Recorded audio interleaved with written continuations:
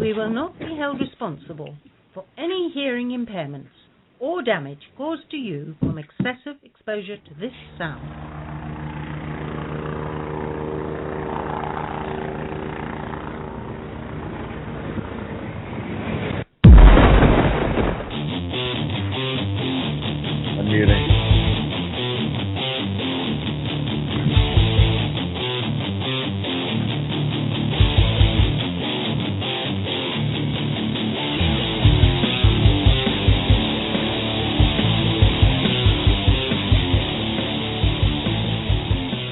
So here it is, September 14th. What year? 2012. Hi. How you doing? Fine. Sean, you are who? I'm Clint. Oh, that's right. And we are Sackheads Radio tonight. We have a lot on the show. Hang on a second. Hang on. Okay. You're real monotone tonight. I am. And I don't know why. Are you punchy? I'm a little bit punchy. You know what? How's about, let's try, can we start the music over again? Do you really want music again? Do you want to do a typical radio introduction? No, but let's try something like, there we go.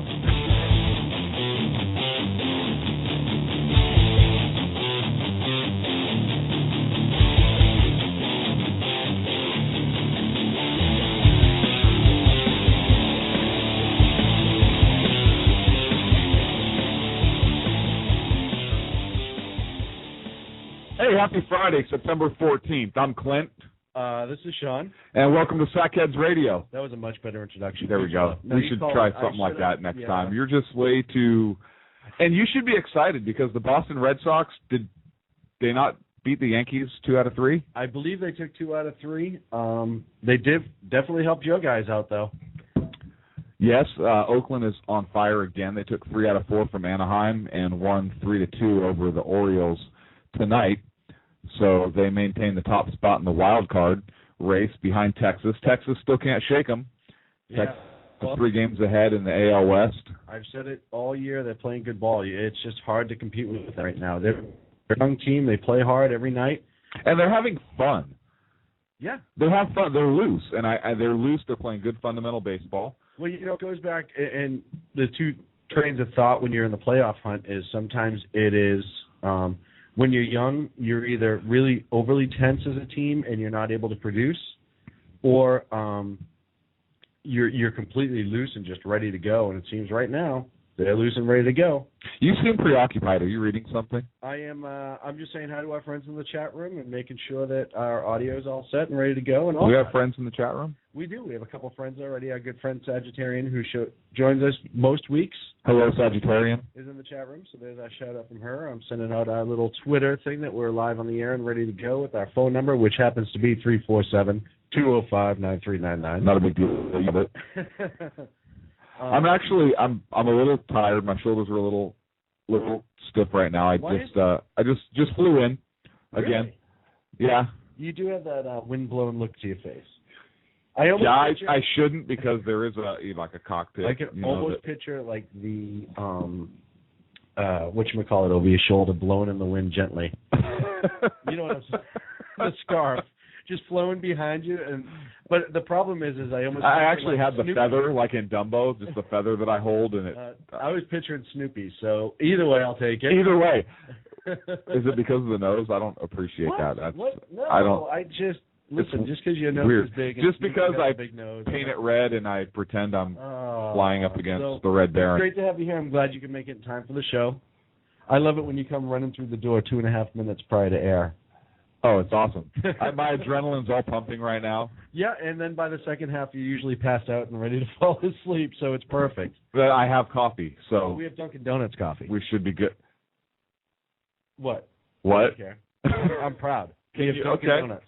For those of you who don't know, I have an affliction with Dunkin' Donuts. Some people would call it a sick obsession. I would call it obscene obsession. It's just where I grew up, and it's what I love. I'm stuck on the other coast. You grew up in Dunkin' Donuts? Pretty much. Okay.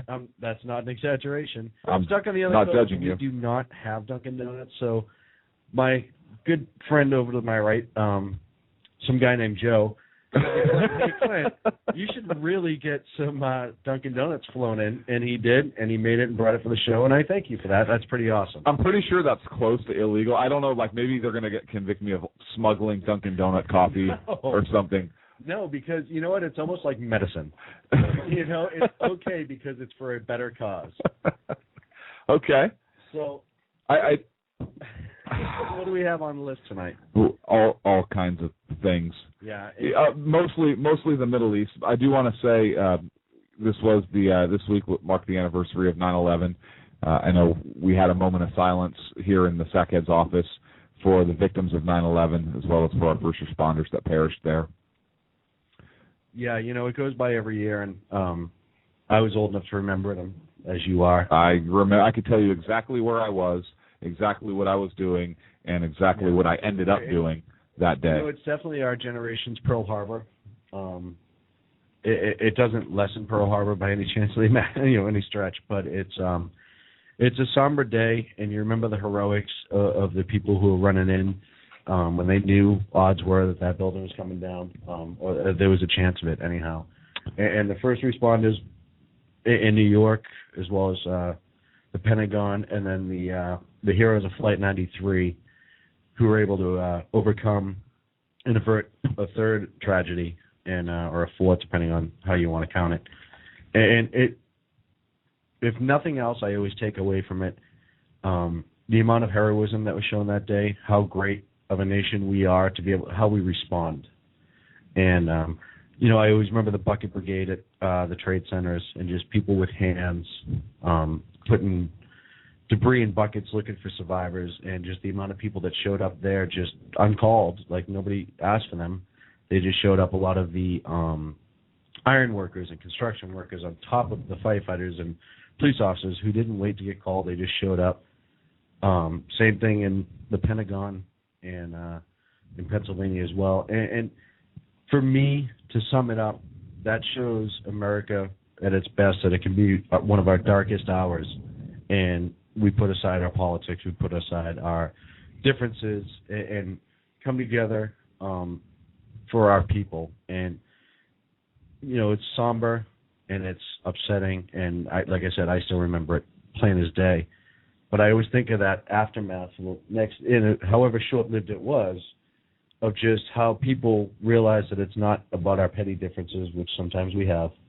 It's not about our tangible objects. It's about us as a nation. And however brief it was, and this nation realized it then. And I'll tell you, I get choked up every time, and even right now, a little bit. So to those people who served since then, who were involved, to the victims of family, I thank you. And I'm sure the rest of the country does too. You were out on that coast when that happened, and I was. It was a horrible day for all of us as a nation. I don't understand why September 11th is not a national holiday. And you and I were talking about this. Yeah. Earlier this week. We have Pearl Harbor Day, which we should. Yeah. I mean, we never forget those who gave their lives. And why is September 11th? It's been 11 years. Well, how is this not a national holiday yet? And I'm sure people don't think of a holiday like like you're out celebrating. It's a holiday of remembrance. Absolutely, and it should be why are schools open? Our children should understand what that day was about, and not some watered down version of what the day was, but exactly what that day was about, and how many people lost their lives, and how many heroes were out there that day. Not that we weren't separated or compartmentalized by race or by political affiliation or by even religious denomination. At that point, we were all Americans coming together, getting through a national tragedy, regardless if you were in Washington, D.C. or San Francisco, California. And, I remember the flags being out and how we all came together as a nation at that time. But then pretty quickly we forgot. I mean, our nation had returned back to God. We were friendly to each other. I remember passing law enforcement officers on the street and firefighters. Everybody always loves the fire guys, but passing the cops on the streets and having people thank the officers for their service. Yeah. And saying thank you myself for the service, in addition to our men and women in uniform in the military and so forth. And it died out very quickly again, and it's sad. So I think it's good to have a holiday like that in order to remind the nation and to teach our next generation what this was all about, so that we don't repeat it, so that we can remember, so that we can be on guard and always be prepared, and also to honor the heroes, both civilian and military people at the Pentagon, as well as our civil servants who gave their lives. Yeah, I said it before. It just, those days afterwards showed to me what makes this country so great, is that we can have our differences of opinions on so many levels, politics, religion, what have you, and people realized it. And, the sadness was always there, but it was an undertone as immediately after the attacks, and the bravery and the willpower and the can-do and the resolve of our nation just exploded. And people who probably never thought about it before were, like you said, saying thank you, and just remembering. And like I said, for us, for me, for my generation, that was the first time we were really attacked. We were attacked at the World Trade Center in the bombings in '94. There was the Oklahoma City, but on that scale, to have it live on TV unfold for the second plane to hit the tower, it's breathtaking and upsetting. And like I said, even now, it still bothers me. So we had our moment of silence. Those folks will never be forgotten. They will always hold a special place in our hearts. And, we do need to spread this message. It needs to be taught how it happened.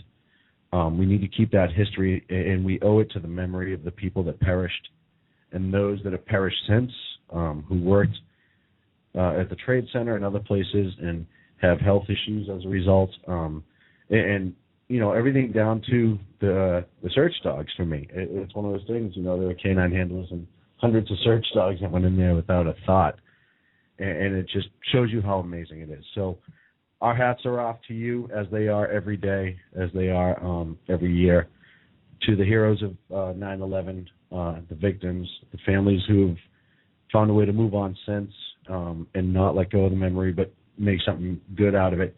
We thank you. I can't say it any better than that. Okay, good. So, moving on, and I apologize if I got a little mushy there on you, but that's just how I feel, so freaking deal with it. Later on this year in the day, there was the attack in Cairo and Benghazi. Whoa. And we're going to get into that. What are you doing? What? You're like in hour 3 of the show. We only do a 2-hour show. Oh, yeah. No. I was kind of throwing that out as a teaser, like this is coming up later on. I do have to. We are going to have a victim on an entirely different scale, calling in a little bit, and we're going to talk to that. But we have a couple other things first. We're going to talk to that? We're going to talk about that, not to that. Why do you have to do that to me? I just want to know what you mean. You have to point out every minor shortcoming. You kill me. Just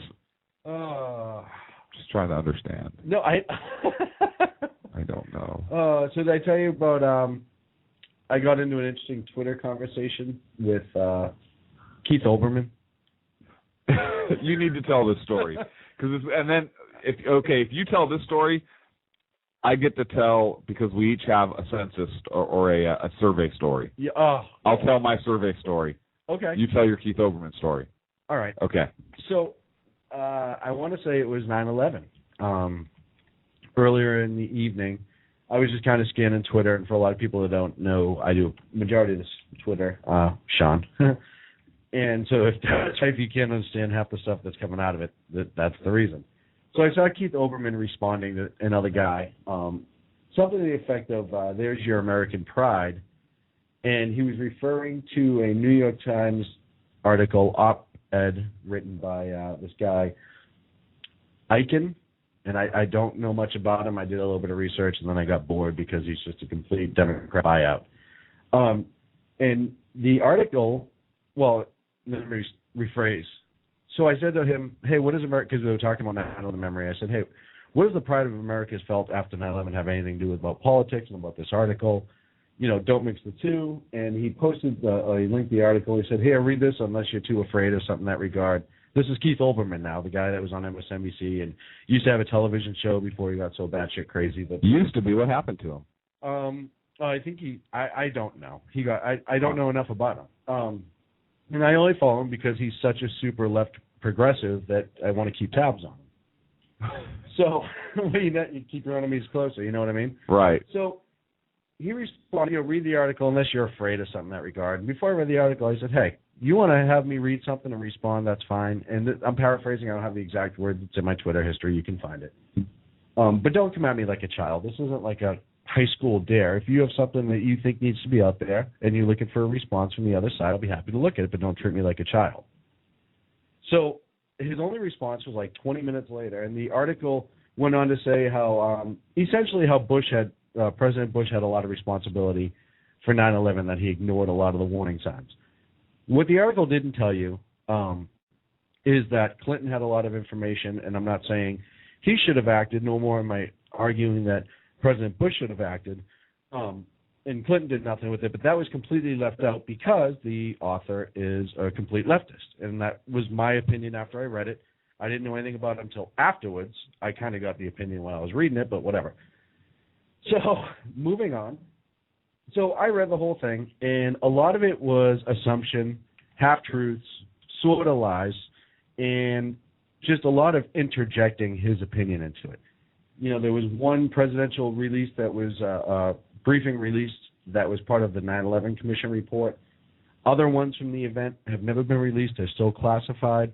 He's saying that he's had the ability to see them, blah, blah, blah, blah, blah, but he's not saying who, he's not saying where, he's not saying why. He's only given snippets, to which I call BS immediately.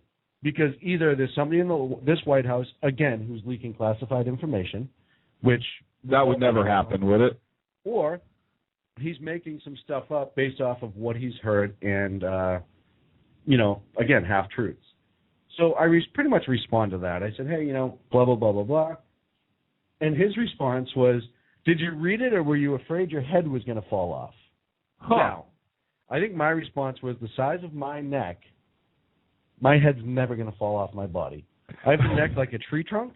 It's not going anywhere. So that was kind of my response. Then I just got it, said, if you want to get into name calling, that's not the conversation I want to have unless you want to talk about your affinity with the New York Yankees, at which that point I will eat you alive. No response there.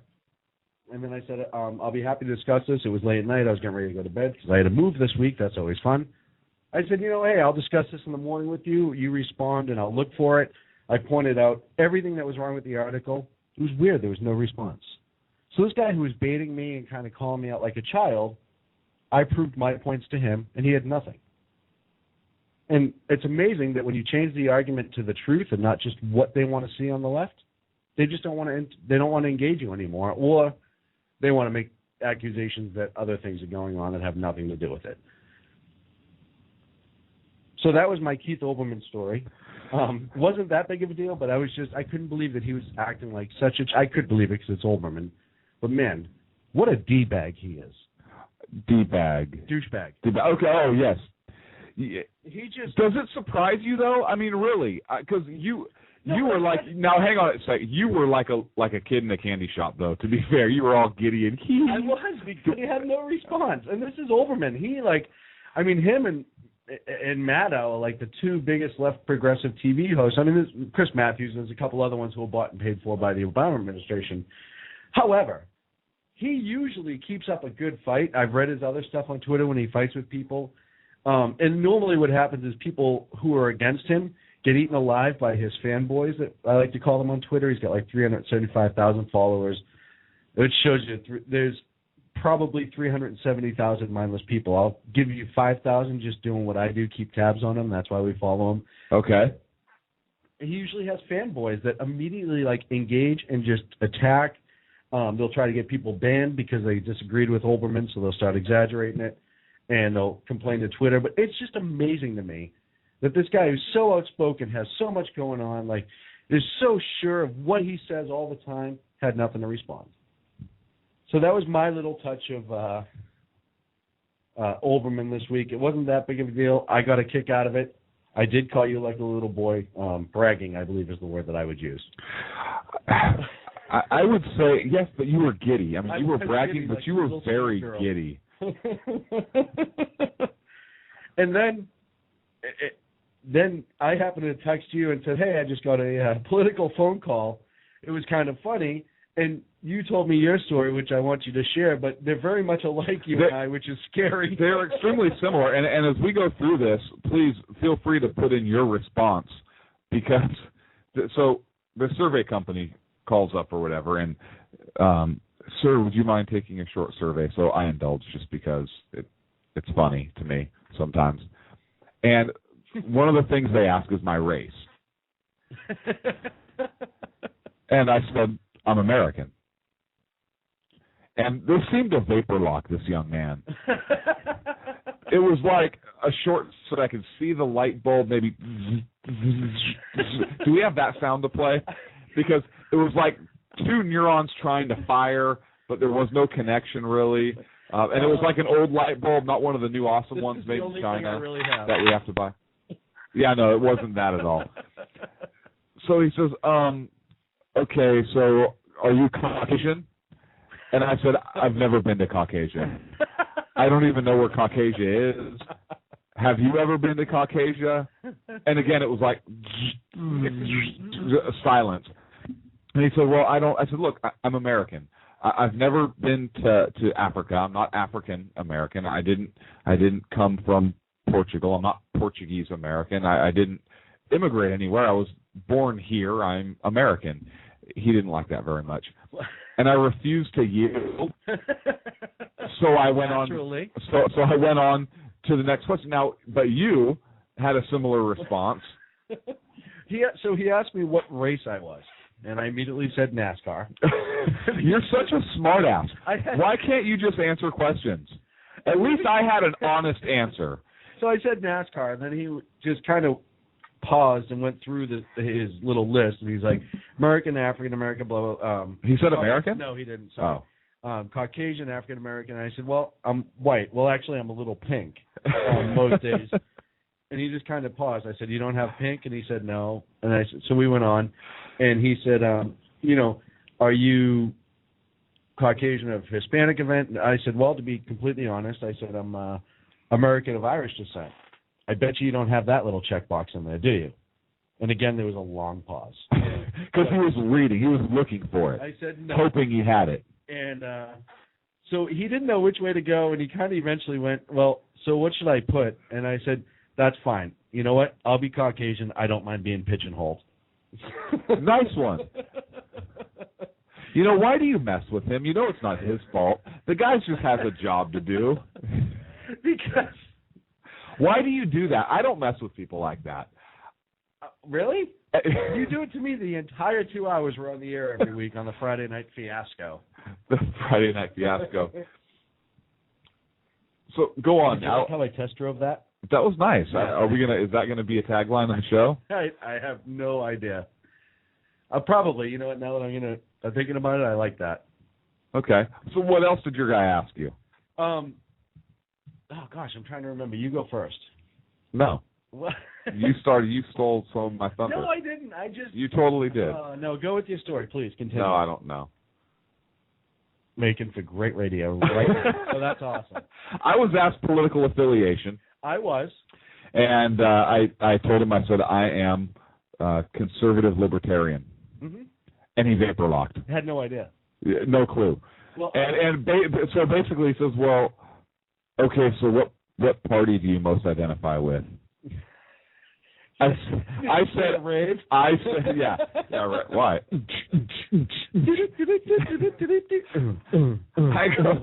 I said, how about the Tea Party? And I love how you just took a big sip of coffee when I said that. This guy was so locked up, and I finally said, look, I don't think that you're properly equipped to deal with a conservative, non-politically correct individual, so I'm going to go ahead and just end this call. Well, and I'm trying to remember the rest of my call because your story makes me laugh that I almost forget some of mine. So I'm just going to move on.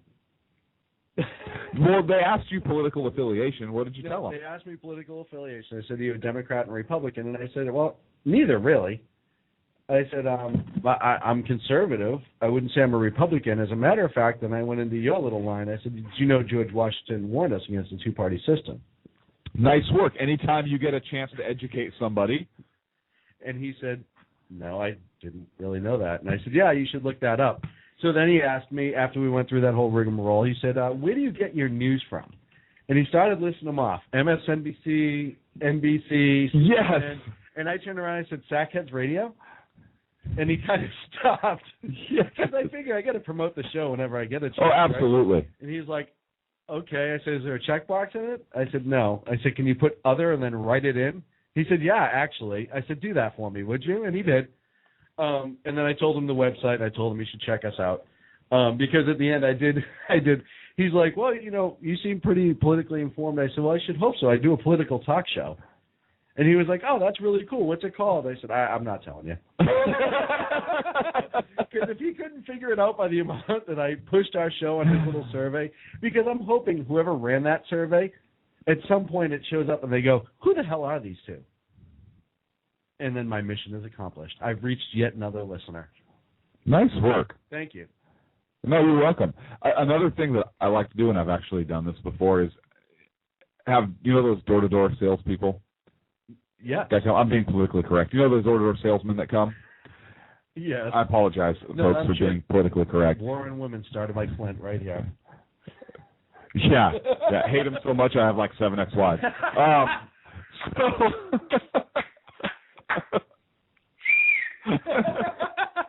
Sorry. I think they all have a war on men. Just those 7. So they come and I say, I stop them in their tracks. Good evening, sir. Good morning, sir. I'm here to. I say, hey, start. Hang on a second. I will listen to everything you have to say, and I will most likely purchase whatever you're selling if you can answer one question for me. And of course, at that point, they're all ears, right? Yes, of course. And I say, okay, what is the name of the book? Who was the author? And when was it published? That our founders referred to and appreciated, and that our economic system is based on. If you can answer that question, then I'll go ahead and listen to everything you have to say. You have my word. And I will probably purchase it unless you're selling like a $10,000 vacation. And 95% of the time, that's not a scientific number, but the overwhelming majority of the time. Wait a minute. You can throw a number out and have it not be scientific? But I said that it was not scientific, okay. So that's okay. Most of the time, they just turn and walk away. Has anyone ever got it right? It's great. Nope, not one. Wow. I've had people try and guess. Yeah, the Constitution. No. Yeah, no, but that's good that you're thinking about that and know what that is. And then I tell them. How are the founders right? Based. Forget it. Go ahead. I say, hey, it's Wealth of Nations. Yep. Adam Smith, 1776. Founders read it, loved it, and I suggest you read it, especially if you're in business environment, sales environment. And I close the door. And then you release the hounds. No, that's only if they don't want to go away. And it's really just one hound. He's my German Shepherd. His name is Kriegschund, which means warhound. I'm pretty sure his name is just Scout, but Kriegschund sounds so much more awesome. He goes around a little German accent. He's 16 weeks old. Well, wait, wasn't he born in this country? Yeah, but it's just kind of one of those things they're embedded with. So I talk to him in German.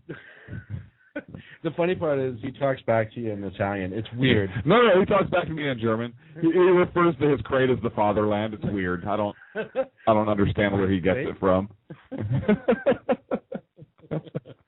Oh man, out of control. Thank God we stick to the script. You know, I'm glad. Oh yeah, completely. Hey, I did learn another interesting fact. What's that? Did you know that the Constitution had a page 5? No. Yep, it was the transmittal page. Right. It was signed by George Washington, basically transmitting the Constitution and giving instructions for how delegates should be chosen in the various states to ratify it. And I saw an article on Yahoo earlier, and I cannot find it again. I've been searching for it. I cannot find it again. So I don't know if it's true or it's not true and they took it down. But the article I read on Yahoo said that because this is the 225th anniversary of the Constitution coming up on the 17th, I believe. Happy birthday, Constitution. Happy birthday in 2 days to the Constitution. That page 5 has never been publicly displayed before, and that the archives is going to display that page for 1 week. Well, if you're in the... I saw that. I don't know if that's true or not because I cannot find it again. I will continue to search for it on breaks, and if I have the information... If you're listening to us and you have the means to go by and see it anyways, doesn't matter what part of it's on display, do it.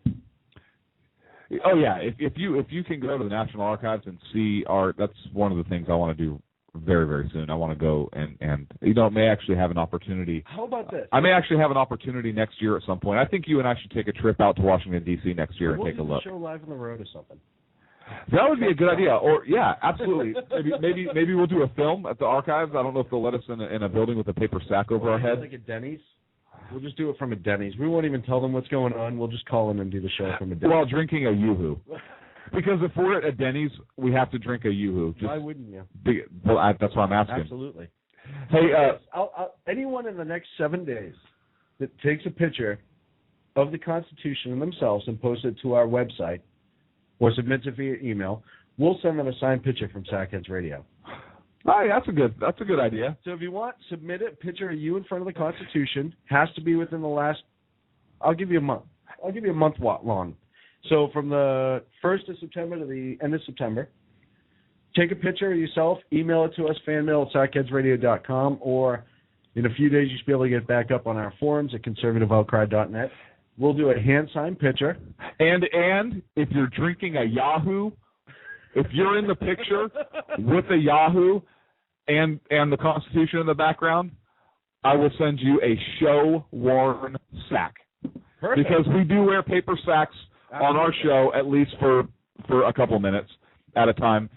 So we have show-worn sacks. It's kind of one of our weird things that nobody really cares about but us, probably, but I think it's hilarious. I think it's a riot. I'll send you an autographed show-worn sack.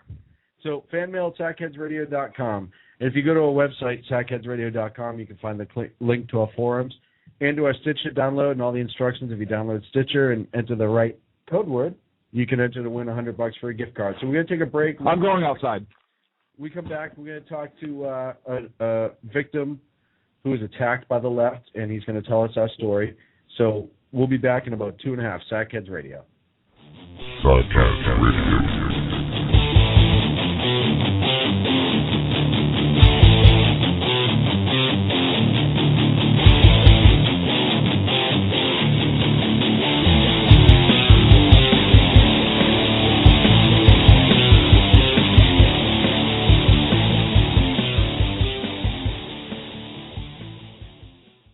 Hey, this is Sackhead Clint. We're fortunate enough to have our friend Vanessa do our news briefs. If you like her news briefs, she is a voiceover talent. Check out Platinum Vocal Cords. She has over 15 years radio and voiceover experience. Graduated Northwestern State University with a liberal arts degree. Don't let that scare you, folks. She is a true sackhead. Please check her out. Again, that's PlatinumVocalCords.com. Thank you. Hey guys, it's Sean from Sackheads Radio. I want to talk to you a minute about our friends over at HomefrontHugs.com. They're an amazing organization of volunteers who take their time, effort, and money to take care of our troops overseas as they serve our great nation. HomefrontHugs.com. You can donate, write letters to troops, adopt a troop, you name it, you can do it. Help those wonderful folks who protect our freedoms. Go to HomefrontHugs.com. Tell them Sackheads Radio sent you. Hey guys, it's Sean from Sackheads Radio. I know I've said it before. Check out our friends at conservativeoutcry.net, but I really mean it. If you want interesting and exciting political commentary and analysis, that is the place to get it. Different, always spot on, always truthful, never pulling a punch. conservativeoutcry.net. Tell Rooster to get Bulldog back on and that Sackheads Radio sent you.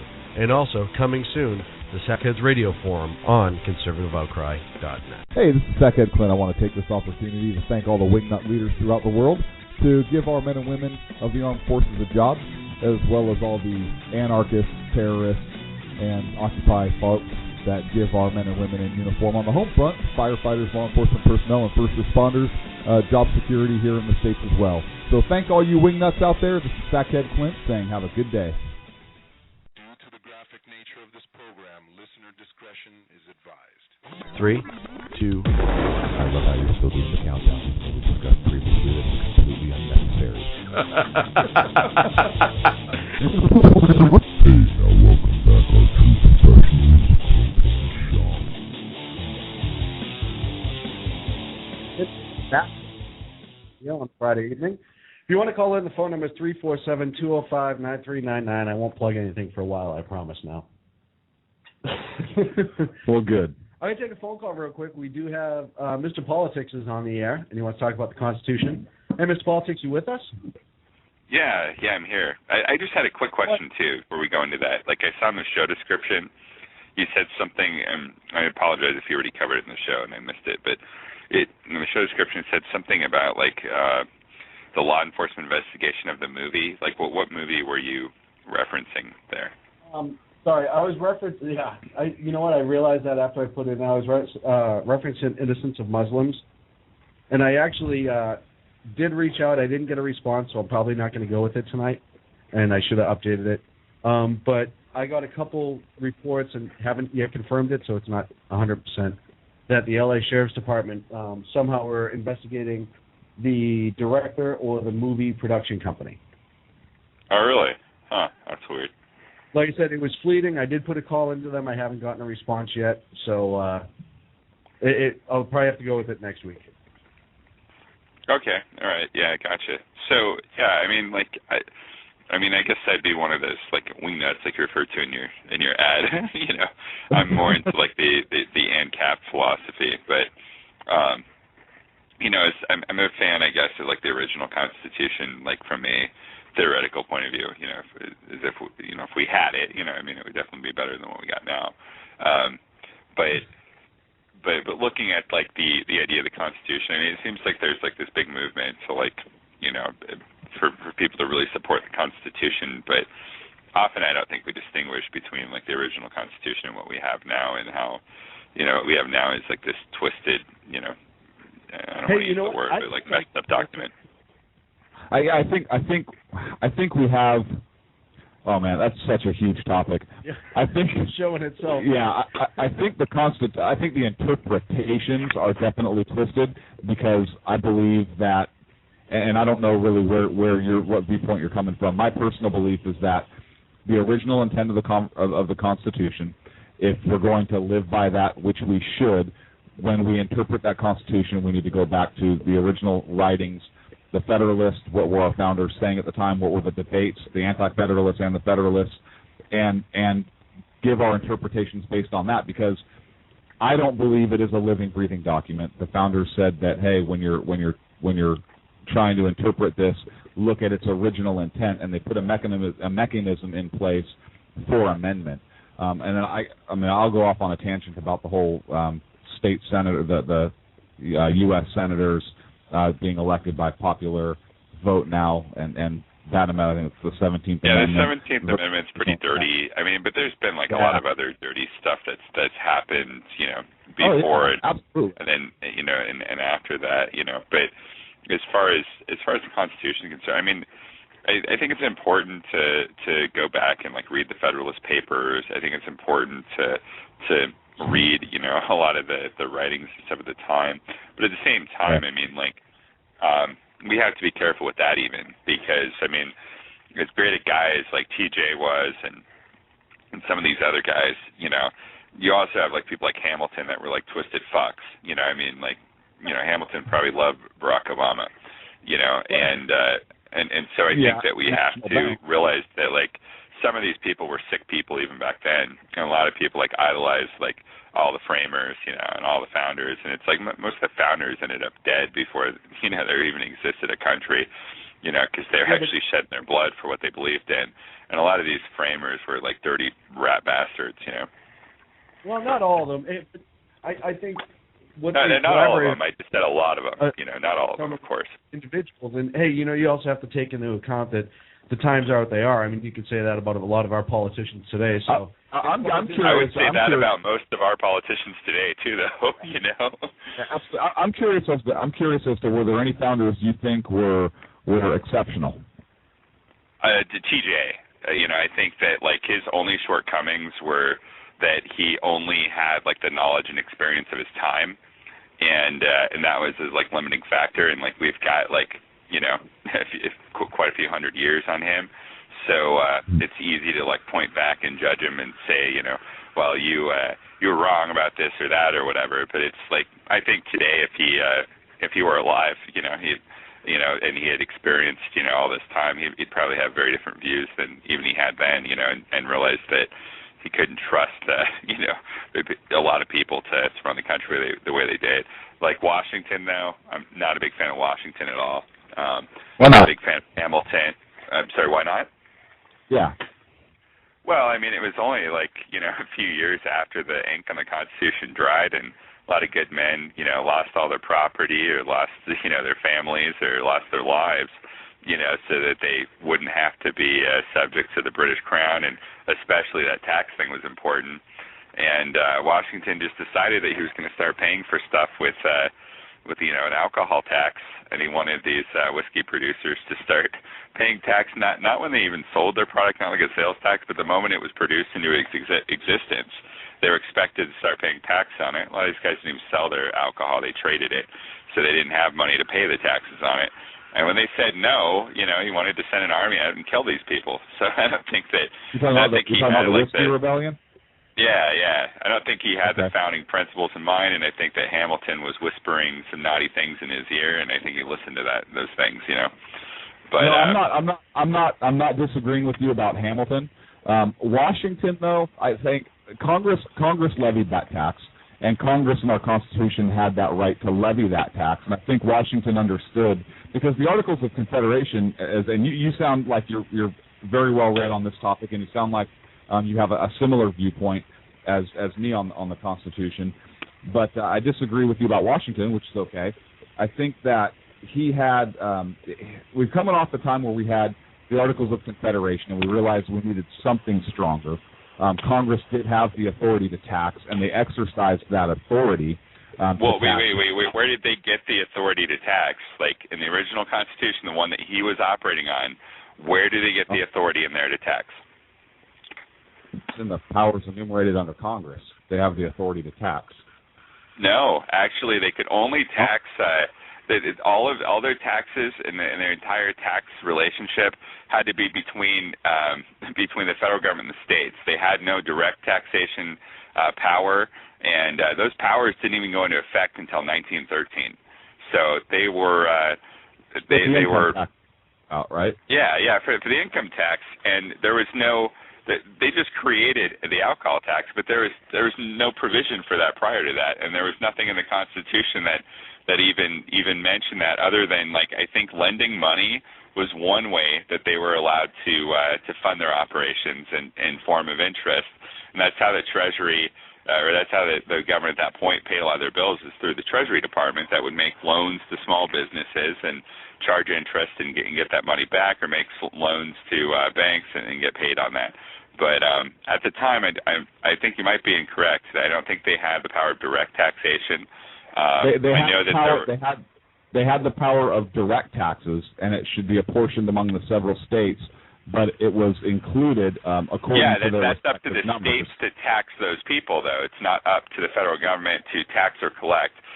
What they would do is they would say, okay, we want to pay for X, Y, and Z, and then the states would end up having to like kind of equally split that bill. They were responsible for taxing their citizens, the people that lived in that state, not the federal government. The federal government didn't have any power. There was no IRS. There was never anything in the Constitution to create the IRS or anything like that. You know, I mean, there wasn't. But under Article 1, Section 2, where it talks about the legislative branch in the House, it says that the representatives and direct taxes, meaning it's the federal government, the legislative branch, that can levy the direct taxes to be apportioned among the several states and included within the unit according to their members. Yeah, but it's not until 1913 where the federal government even has any kind of relationship with the citizen directly. Again, you know, what that's speaking to is the states. The states, like, you know, could obviously pay the bill, and the federal government could ask the states to pay for certain things. The federal government had no right to go after a single individual. You know, it was just the states that would collect those taxes, and through whatever means that they had decided in their states, where Washington directly went to people producing whiskey and said, we're going to collect this directly. And so I think it proved my point is that they didn't actually have the legal power to do so. So we started off on a bad note right there, but things got, I mean, conscription. Where does it say in the Constitution that conscription is allowed? You know, and they were doing that right away. You know, I mean, it's kind of crazy. I mean, these guys violated our rights like so quickly off, and that's why I guess I'm a fan of the idea of the Constitution, but in practice I don't think it's practical, you know. I mean, because that document was supposed to create the smallest government, smallest military the planet's ever seen, and where are we today? The biggest government, richest government, you know, largest military the world's ever seen. Something went wrong. Hey, Mr. Politics, can I levy a guess here? Are you a libertarian? Yeah. No, I said in the beginning, you know, I subscribe to the ANCAP philosophy, anarcho-capitalist. Okay, I was just curious. Yeah, I used to be a libertarian, though. I mean, I went kind of from like Democrat to Republican to libertarian to anarcho-capitalist. You know, I mean, I had a little bit of a walk. And let me ask you this, and I have a caller on hold, but if we didn't have the direct tax, I'm not saying I agree, disagree, how else do you think we could have survived? Just curious. Well, I mean, are you what on they a boat did right now? What'd you say? Are you on a boat right now? No, I was actually my hot tub at the sprinkler. That is so great. Well, that's the first on the show. Well, talk about bragging. You just made that water swirl nicely in the background, just to rub it in a little bit more. I jest. Go ahead. I'm sorry. No. I mean, the way that they were collecting taxes prior to that is, again, through the Treasury. Treasury would loan out money to states or to banks or to whatever, you know, entity you wanted to borrow the money and then lend it back out. And then the interest paid, that was one way.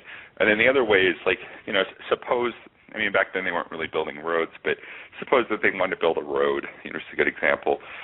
What they'd end up doing is they would vote on it. You have to remember, too, back then the senators, they were actually operating pretty much out of the state house, you know, and they weren't elected by popular vote, like you pointed out. That was way later, 1913, that they passed the 17th Amendment. So what they would figure out is the states would decide basically what the federal government was going to do, and the federal government could only collect what the states would agree to pay. You know, so federal government could say, well, we want to build this and this. If it gets approved, then, you know, proportionately, each state's going to have to pay X, Y, and Z, and so they would get their money that way. And the states had various ways of paying, but it was primarily sales tax, and there were a few other various tariffs and stuff.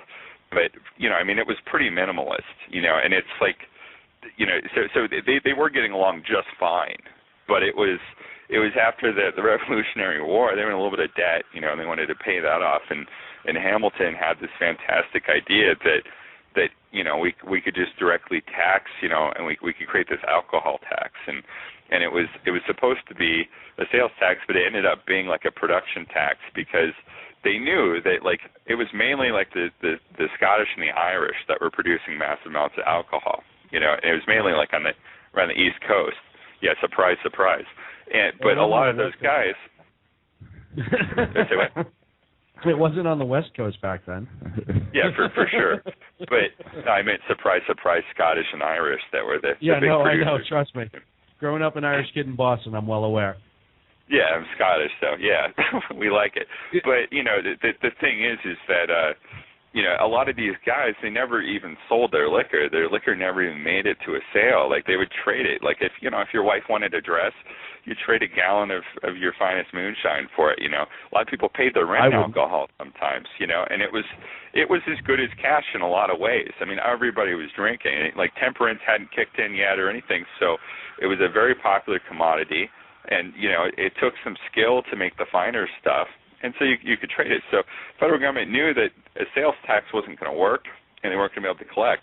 So they would say, like, the moment it comes out of your still, which is still a law today, by the way, the moment it comes out of your still, you owe taxes on it.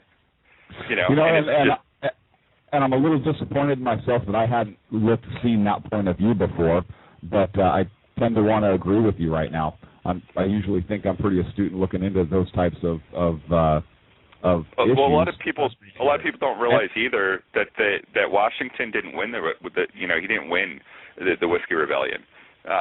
He ended up having to back down, and he had to pardon all the guys because there was just so much anger against it. Yeah, now that I did know. The one thing I want to say about Washington though is I'm not disagreeing with you about Hamilton. I'm not a huge fan of Alexander Hamilton, but none of our founders were infallible. I mean, these were men. We obviously had a lot of their own issues going on. They weren't perfect men, but I think Washington was a man of principles, and he was a man of ideals. He did have. I don't think we would be a country today without Washington and his leadership and the part he played in the Revolution. Or he may not have been a great military tactician by any stretch of the imagination. I was going to say that. But that's another misnomer too. He wasn't a very skilled military man. No, he was not. But his personality and his principles and the man he was able to pull people together, and he was able to keep his soldiers within the ranks even through tough times. Especially when they marched on the Hessians in Trenton and so forth, was able to get people to re-up. He was a leader, and he was a principled man who was respected by all. And I think that's something that you can find even in the original writings. And so while our founders themselves weren't infallible, I think their ideals were. And that's what our Constitution, our Declaration, our Constitution is based on. So I tend to support those original ideals, even though the men themselves were not perfect.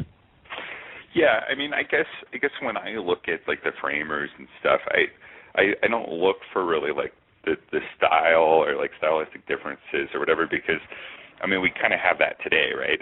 I mean we have these politicians that they're likable enough. And maybe they know how to get some things done, but I look more for like, what can't we supply today?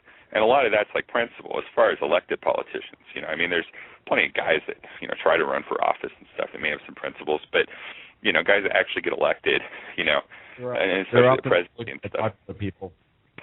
Yeah. Say what? And one thing.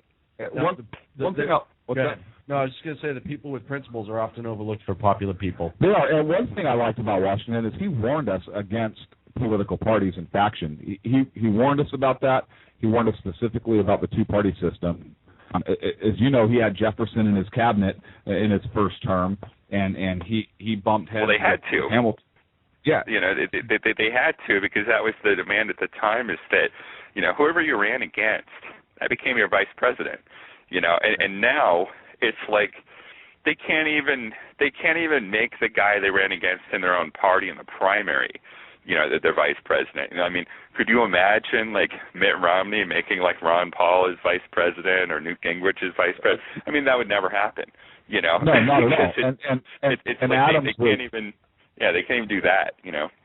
No, I agree with you. And Adams was Washington's vice president that he ran against, but he had Jefferson in his cabinet, and he and Hamilton butted heads all the time.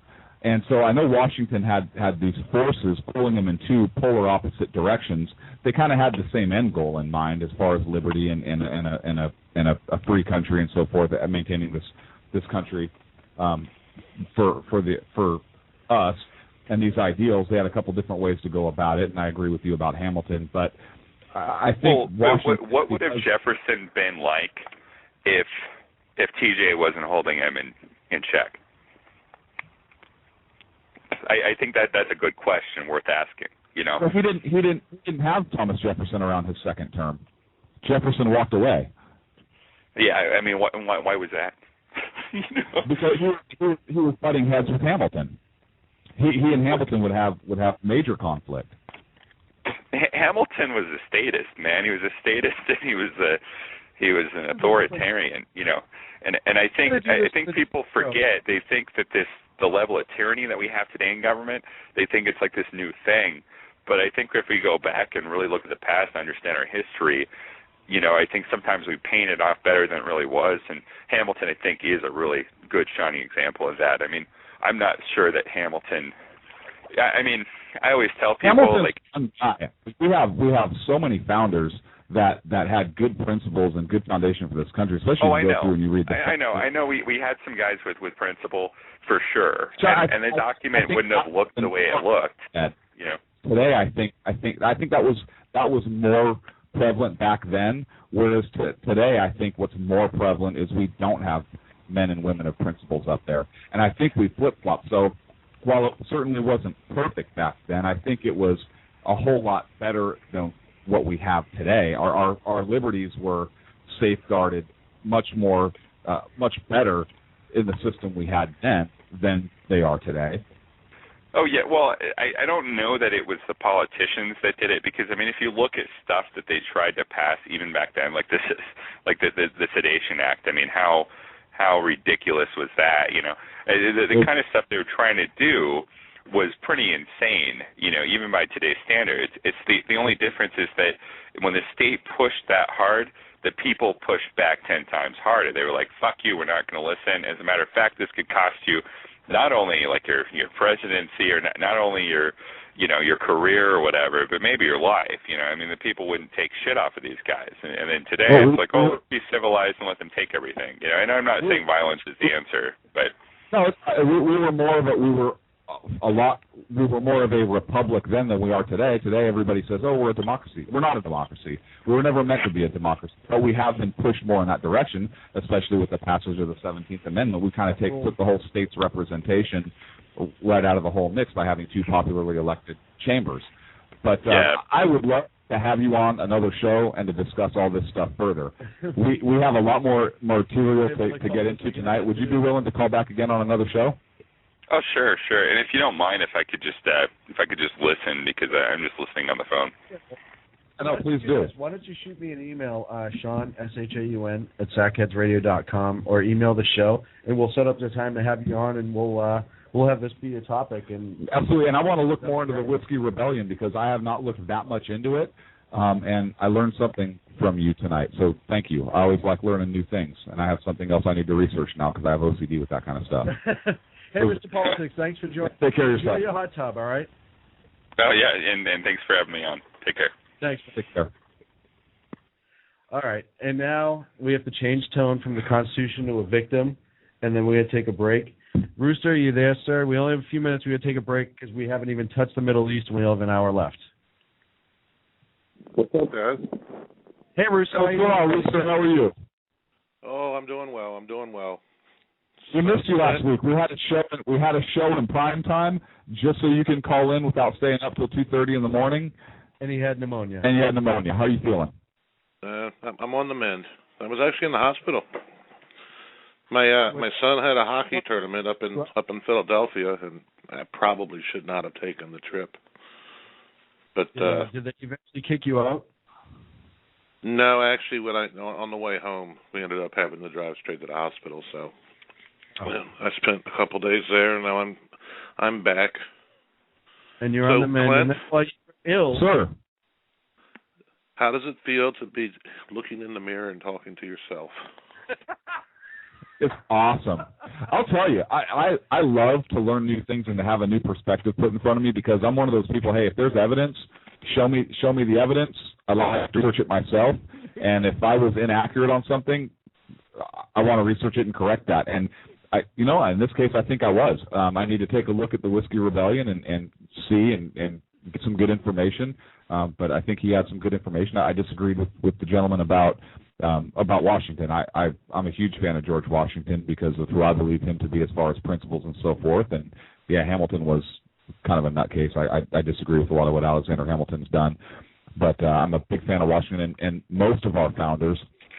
But the Whiskey Rebellion and that tax on alcohol is something that I'm intrigued. I need to do some research. Mr. Politics was probably about 2 minutes into the call, and Rooster said something to the effect in the chat room, and I'm trying to see if I can find it, but how does Clint feel to be talking to himself or something? No, he said, is that Clint on the other side of the phone? Yeah, no. Well, I didn't catch the caller's name, but I heard that he's still on the line. So excellent call. I actually liked listening to that. So I love when intelligent people call us because all I have to do is sit here and close my eyes and let Clint talk for a little bit. So it works out well for me. I had the pleasure. I logged into your website a couple days ago, and I had the pleasure of listening to some nutcase just call in, and Clint just went completely nuts on the guy. That was we were talking. That was Martin Luther King was a Republican. Yeah, that set some people off. Yeah. Yeah, that's it. We actually got a couple bad pieces of email about that too. Did we? Yeah. So, God forbid we tell the truth. That was great radio. We got that information from Alveda King, who is the niece of Dr. Martin Luther King, on an article that she wrote on that topic. So she was probably completely wrong. I think those people who emailed were right. Yeah, no, seriously. And for Mr. Politics, who's still on the line, in a segment later on in the show, I'm actually gonna read a portion of a letter that Thomas Jefferson and John Adams submitted to John Jay, the American Peace Commissioners, to John Jay, dated 28 March 1786. So you might enjoy that. Just a side note. Hey, Rooster, on top of being sick with pneumonia, at the show. You're right. Still have we figured out you were viciously and violently attacked. Yeah, I tried to look at an article you had on conservative outcry, and I wasn't able to find anything. So, what happened? Without making anyone who has soft ears turn off the radio right now or the computer, what happened? I was hacked, and I'm not that savvy. My web host says, in short, I was hacked, and I was hacked badly. Everything on my server was affected. It was rough, including our forums. And seriously, can you fix those? Because I have stuff I need to get. No, I'm kidding. You host those graciously, and I appreciate it. It's almost. I've worked the last 4 days trying to fix everything. I think it'll be up tomorrow. Yes, I'm guessing that you've worked nonstop. Yeah, I'm just one guy. As much as I can, but why me? Well, because obviously I'm just conservative. You obviously at conservativeoutcry.net, you proved a point that the left didn't like, and they decided it was time for you to be silenced. I know, because when I turned on Twitter that day, I saw the words Wolverine written on the wall, and I knew something was going on.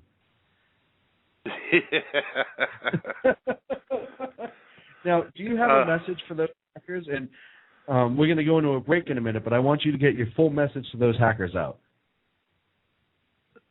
I can't because you told me to be nice. You are eloquent enough to pull this off without offending everybody. And without making a direct threat. Right, because I don't want to have to testify. I don't know who hacked. I don't know who hacked my site.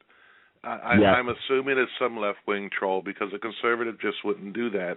The thing that gets me is I offend everybody, not just equally. As Clint will attest, and there's many a conservative out there that disagree with my positions as well. So why me? Well, why would some idiot that 6 months ago was probably banging his girlfriend underneath a cardboard blanket in Zuccotti Park have to attack?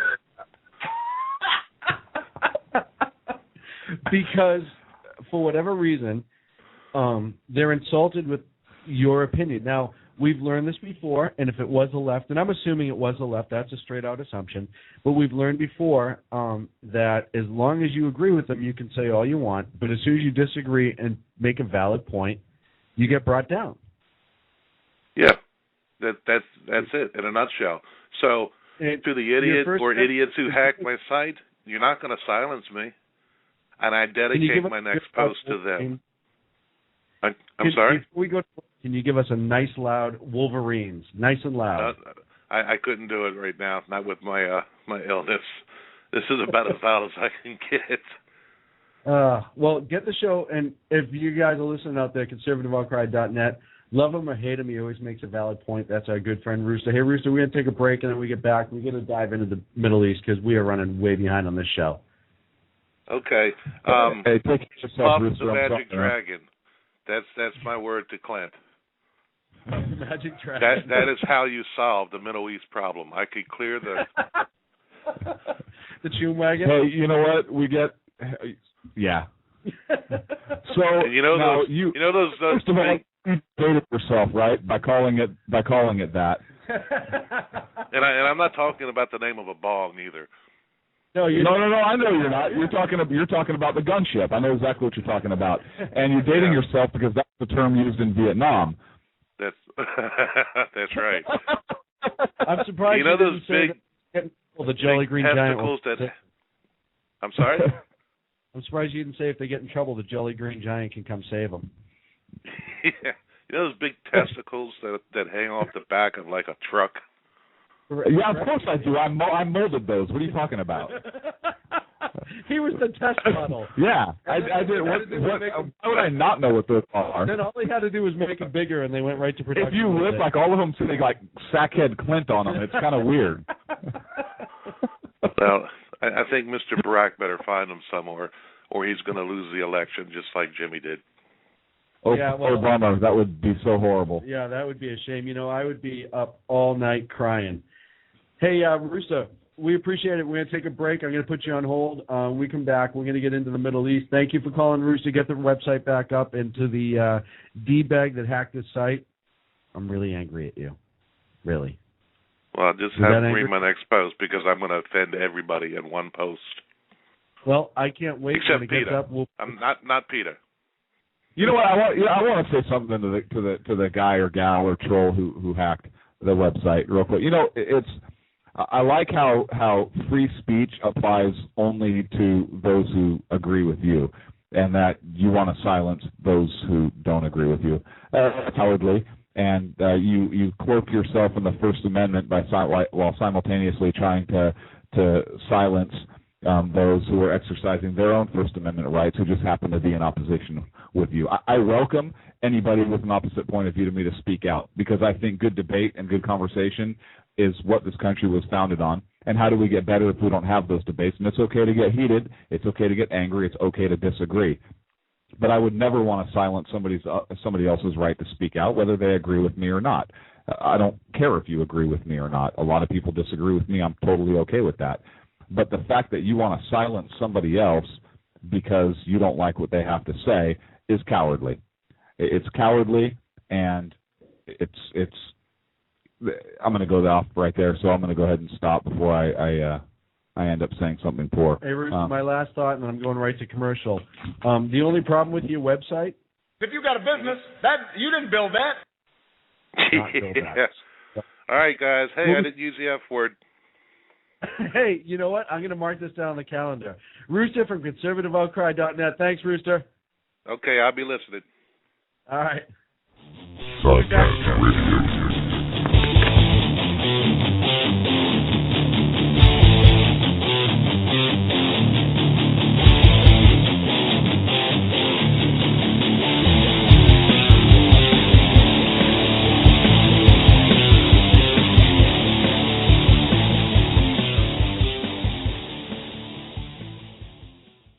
Hey, this is Sackhead Clint.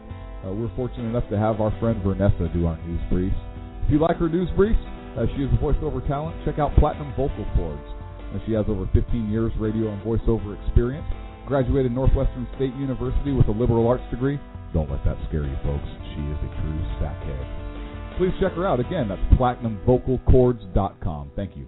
Hey guys, it's Sean from Sackheads Radio. I want to talk to you a minute about our friends over at HomefrontHugs.com. They're an amazing organization of volunteers who take their time, effort, and money to take care of our troops overseas as they serve our great nation. HomefrontHugs.com. You can donate, write letters to troops, adopt a troop, you name it, you can do it. Help those wonderful folks who protect our freedoms. Go to HomefrontHugs.com. Tell them Sackheads Radio sent you. Hey guys, it's Sean from Sackheads Radio. I know I've said it before.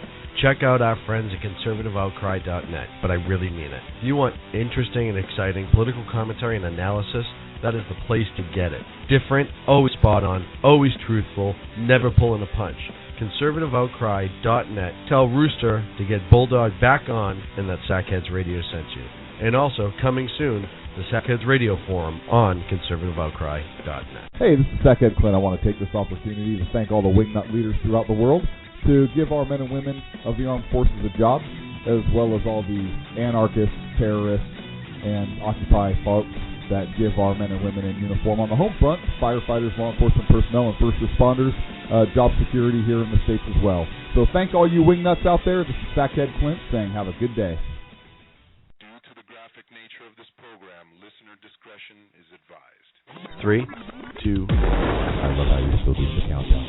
We discussed previously that it's completely unnecessary. Hey, now welcome back our two professionals, Clint and Sean.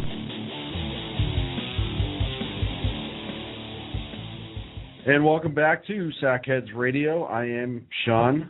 At least that's what my driver's license says. And with me, as always, is the brains of the operation, my good friend Clint. We're going to change gears a little bit now and get into the attack in Benghazi. Is that the one with the beard? Yep, you're the brains of the operation. Hi, Benghazi.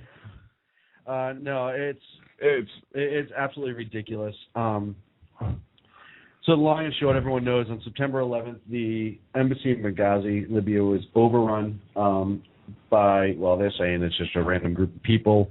I don't believe so. There's also issues in Cairo. There's issues since. Sorry. And it's getting out of hand. It's all sparked from this film on YouTube called Innocence of Muslims. No, it was not sparked by a stinking movie on YouTube. Let's get into it. No, you know what? You know what it is? You talk. No, I'm getting angry because the left said that all these things... No, go ahead. Let's give the news first, and then we'll talk about the causes of it. All right. So the allegations are right now is that this video that was released in June that showed the Prophet Muhammad of the Muslim faith in a poor light. It showed him as a fraud, a womanizer, as a madman, and a lot of other things. And so that's being pegged as the catalyst as the cause of these attacks. Has nothing to do with our religious freedoms. And I was discussing it earlier today with a mutual friend of ours who said, hey, you have to keep in mind they can't understand why our government doesn't make that stop. Like their whole lives they've lived under these oppressive regimes, and the fact that something could be released and they can't say to the government, or the government doesn't stop it, something that's offensive to them, because in their country everything gets run through the government. And I agreed to a point. I said, I understand that, but they are attacking us, and these were coordinated. I don't care what anyone says. Everything I'm reading right now is showing that there was a coordination of these attacks. They were close to simultaneous between Cairo and Benghazi, Libya, and as a result, 4 Americans are dead, including the ambassador to Libya, 2 former Navy SEALs, and an information officer who was an Air Force veteran. And there's been fallout 6 different ways. I don't know which one you want to attack first. Do you want to attack the presidential fallout? Do you want to talk about the cause of it? It's up to you, because we can go either way. It's a mess no matter how we look at it. So, look, there's these protests spread out. I think it's up to like 20 different countries across the Middle East right now. Some of them are peaceful, but the ones in Egypt and Yemen, Libya, Tunisia are violent protests. The compound, the U.S. Embassy compound in Egypt has been under attack by these militant protesters. The flag was ripped down in the courtyard, and the black Islamic flag was raised on U.S. soil in the compound. Not in the building itself wasn't overrun, but there's been fighting there for the last few days. In Libya, again, well, like you mentioned, we had 4 killed. Somehow these protesters or these extremists found out where the safe house was and ended up killing the ambassador. Ended up dying. They're saying by asphyxiation. I think that's kind of weird. And then 3 others. And then you have these violent protests in Yemen and Tunisia also. So, look, there are so many different ways we can go on this, but I want to give a history lesson real quick because I think it's important. I heard some commentary that, and it's been for the last few days, that it's a result of this video that was posted, and now we have the White House asking YouTube to review this video to see if it meets their standards. Or what? First of all, I have a problem with the government asking a private entity to look into something that has to do with free speech. But that's a separate argument in itself, because whether you agree with the video or not, in this country, they have the right. Somebody has a right to post that. Right. Whether I disagree with it, whether Sean disagrees with it, doesn't matter. In this country, they have a right to do that. And it's not, listen, I'm not defending the guy who created the video itself or anything like that at all, and nor am I attacking it. The video is, for us anyhow, kind of a moot point. It was made by this guy, Sam Basile, as one of his many aliases. It was made down in Southern California. This guy is allegedly, because nobody still really knows who he is, he's had fraud issues. He's been arrested for narcotics use. There's allegations that he's Israeli. There's allegations that he's Egyptian. There's even to the point that, like we talked earlier, there may be an investigation by the LA Sheriff's Department. Can we confirm that, or did they not return a call? I'm not able to confirm it, but I've had a couple reports, and I have tried to make a call, and I haven't been able to. They haven't called us back yet. I want to, before we get into that, I want to give the history about this real quick, just to give some perspective, and then we can go on a little bit about the movie. The whole thing here that I've heard is they're angry about this movie that came out in what was it? June 23rd, it was released. Okay, so it was released in June. Yeah. These protests. 2012. This year. These protests were planned. They were coordinated attacks, and they began on September 11th. Yes. Wow, that's a shock. Yeah. So they're not. It's not spontaneous rage. It took people. them a month and 3/4 to get up. Yeah. It's not spontaneous rage. Now, I want to remind people, we talked about this in one of our very first podcasts, which I think was like a 20-minute little podcast that we talked about. We were so young. We were so young, yeah, a couple months ago. We've been fighting Muslim extremists since the birth of our country. Back after the Revolutionary War, we had shipping that was going on in the Mediterranean and through the Strait of Gibraltar, and we had the area of the Barbary Coast, North Africa, which these pirates were operating out of what the current ports are, modern-day Algeria, Libya, and Tunisia. And what they were doing is they were attacking American and European shipping, and they would enslave people on board the vessel and sell them as slaves. By the way, I want reparations because I may be of European descent and American descent, obviously. I want reparations for slavery from these Muslim nations. I think that they should apologize for slavery. In what year? Like 1784, 1785, right around there. And so they were making war against us and enslaving our people and our trade. The United States was no longer under the naval protection of Great Britain. The Revolutionary War had ended, and at that time we had a treaty with France that they would protect shipping interests and so forth, so they were doing some of that in the region as well. Well, once we fell outside of that, we were truly an independent nation. That's when France still had us set. That's when France was awesome. Yeah. Now they suck. I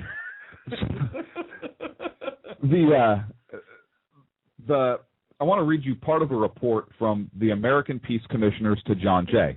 The American Peace Commissioners were John Adams and Thomas Jefferson. And this was dated 28 March 1786, and this is from the writings of Thomas Jefferson. I believe it's Volume 9, or the Thomas Jefferson Papers. I think there's also a copy in the Adams Papers. They believe you. But I got this from Founders Early Access to the University of Virginia is the source, copyright 2009, by the rector and visitors of the University of Virginia. And what the letter says, it was written in Grosvenor Square, March 28, 1786, which is in London. And I'm not going to read the entire letter, but I want to read what I believe to be a key point. John Adams and Thomas Jefferson met with the ambassador from Tripoli, which was one of the pirate nations at the time in the Barbary Coast, who happened to be the ambassador to London. They were in London, and they had an opportunity to meet with them. And they said, and I'm quoting now, "We took the liberty to make some inquiries concerning the grounds of their pretensions," meaning the Barbary Coast pilots, the Muslims, "to make war upon the nations who had done them no injury, and observed that we considered all mankind as our friends, who had done us no wrong, nor had given us any provocation.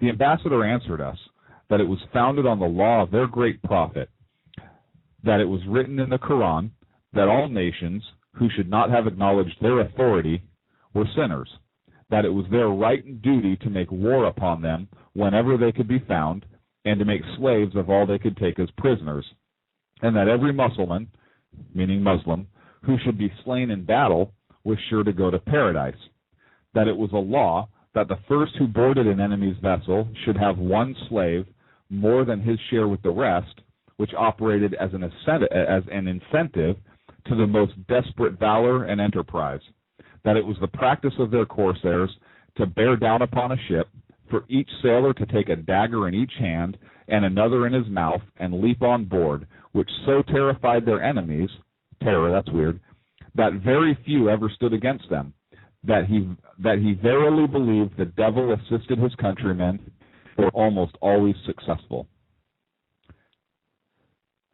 Now, this was an official letter sent again to John Jay in 1786, and I believe John Adams wrote it, but it was from Thomas Jefferson and John Adams, and the reason I believe John Adams wrote it is the letter begins, "Sir, soon after the arrival of Mr. Jefferson in London, we had a conference with the ambassador of Tripoli at his house." So we've been fighting this since the inception of our country. Now, we had a Treaty of Tripoli in 1787, and in that treaty, and this is something that a lot of secularists love to point to, but the treaty indicated that the U.S. had no quarrel with Muslim religion, in essence, and that the U.S. was in no way a Christian nation. Secularists point to that all the time, saying, "See, our founders didn't think we were a Christian nation." Well, but even the most honest secularists, I believe, have to agree that it's very conciliatory in tone, and the U.S., the pirates were trying to get the Americans to pay tribute, to pay a bribe, basically, to stop these attacks, basically bow to their authority in doing so. And the Americans, we couldn't afford it at the time. We didn't have a huge navy. We couldn't protect our shipping. Our people, our citizens, were getting enslaved by these people, by these terrorists. Is that because we didn't have enough money for the Whiskey Revolution time? Sorry. No, it was later. Actually, right around the same time. So tribute, this tribute reached close to 10% of our national budget. That's a huge percentage just going to these pirates. And long story short, in 1805, Marines took Tripoli after they crossed the desert from Egypt, and we kicked their ass. So Francis Scott Key actually wrote a song about it, and I would like to read one of the verses here. You know Francis Scott Key? Yes. No, yeah. He wrote a couple big songs. Yeah, like I'm trying to think of one right now off the top of my head. The bar hang. Take me out to the ball. No, it's not that. It's not that. The national anthem. Okay.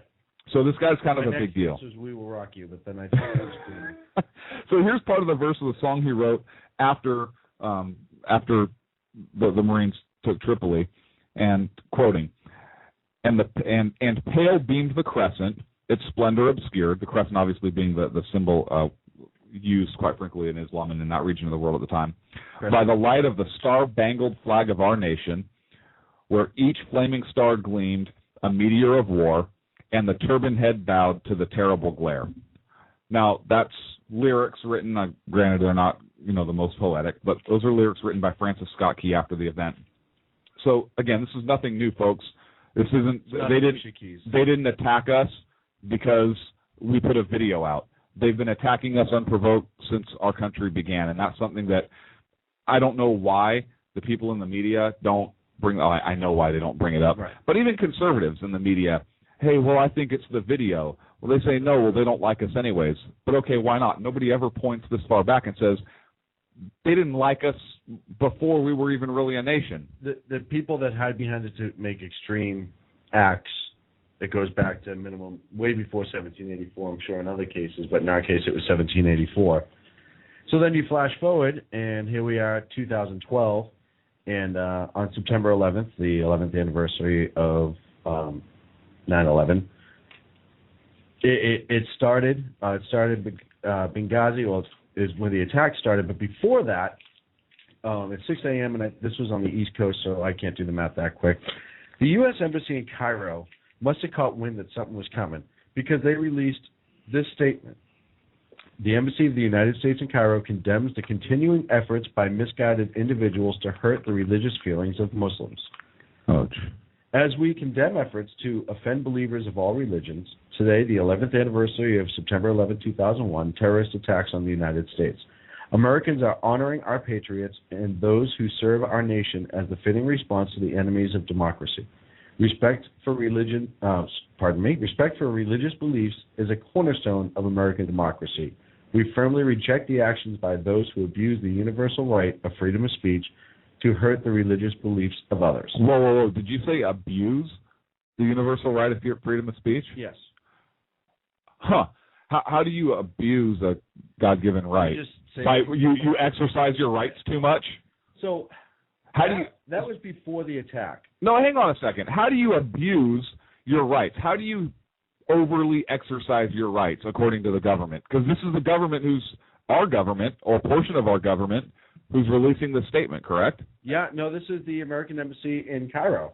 So this is the embassy of the Obama administration in Cairo. So how does somebody exercise their rights too much? How do they abuse or overly exercise I haven't a clue, but we're going to move on because we could ask yourself that question. I'm like seeing red right now. I seriously want to. I have a vein popping out of my forehead. There be a time.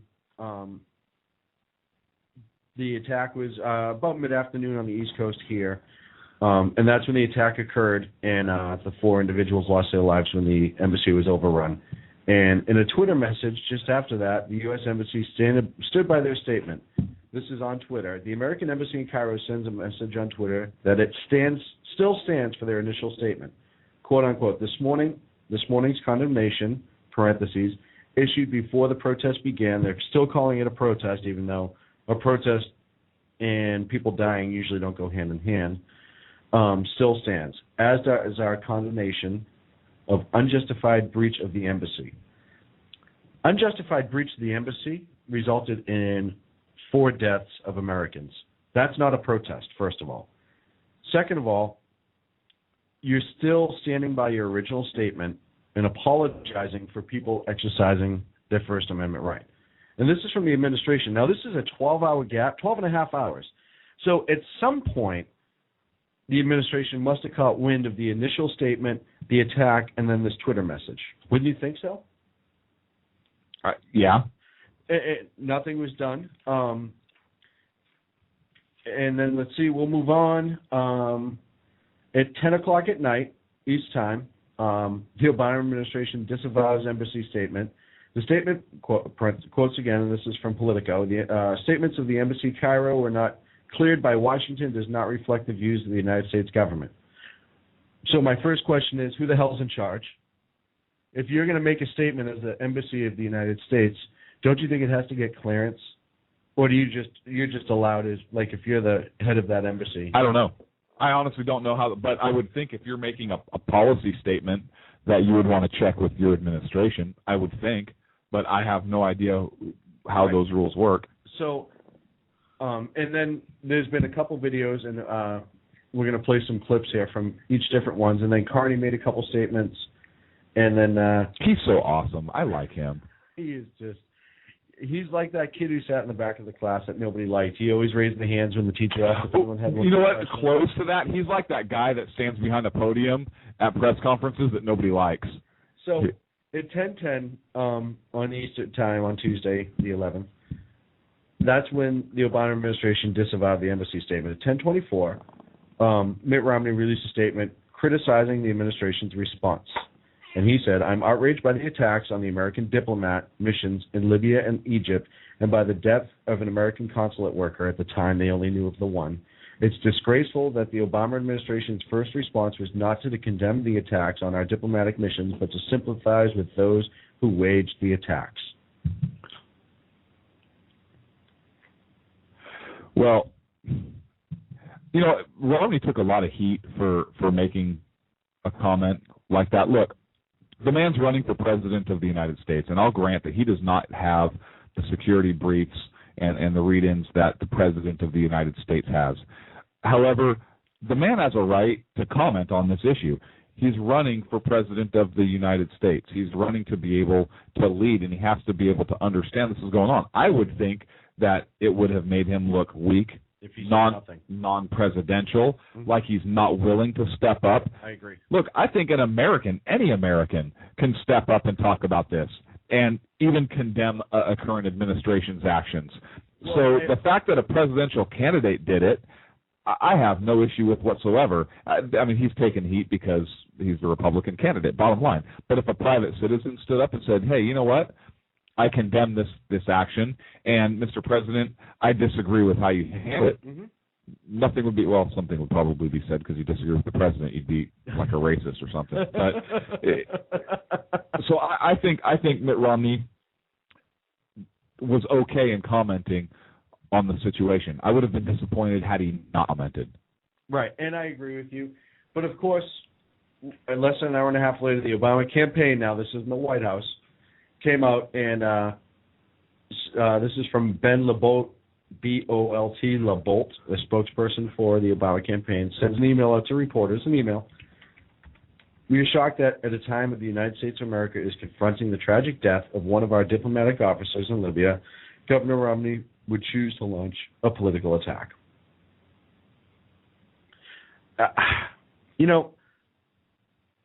I'm not. And I don't think, like you just said, I don't think it's wrong. I think if it was the other way around, you better believe his campaign would have said something right, wrong, or indifferent. If he agreed, if it was Obama running and it was Romney in office, if he agreed, he would have said he agreed. If he didn't, he still would have made a statement. Absolutely. And it was a statement that has to be made 2 months before an election, or a month and 3/4, however you want to look at it. And I agree, the president didn't come out and say anything sooner. There's the whole he disavowed at 10 o'clock at night, but that's something where I thought he should have been on TV relatively quickly, one way or the other, saying, hey, this is what happened, this is what we know. We're not going to we're not going to sacrifice our own people. We will not stand for them being attacked and assaulted. Never mind the fact that it was an attack on American soil. People seem to forget that the embassies are American soil. It doesn't matter where they are. Which is an act of war. And the fact that the Egyptian government didn't come out and condemn it. Yeah, and so that's the weird. Politics side of that. So there's that. I thought the president was relatively weak until he got called out on it, and then all of a sudden he tried to muscle up, and it was a little too late. The liberal left is going to attack Romney for saying something because they don't think he has the right to say anything just because it's not their statement. And, that's just not true. So we're going to take a break. We come back. We're going to talk about the attacks, the signs, some of the signs that they may have been coordinated. And then that's going to be it. So we'll be back in a moment here on Sackheads Radio. Sackheads Radio.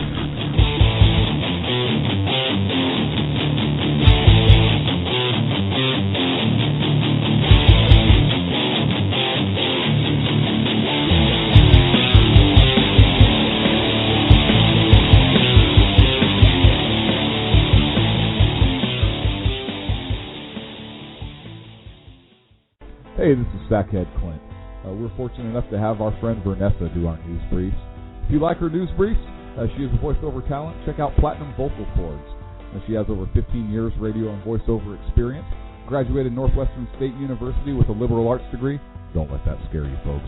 She is a true sackhead. Please check her out. Again, that's PlatinumVocalCords.com. Thank you.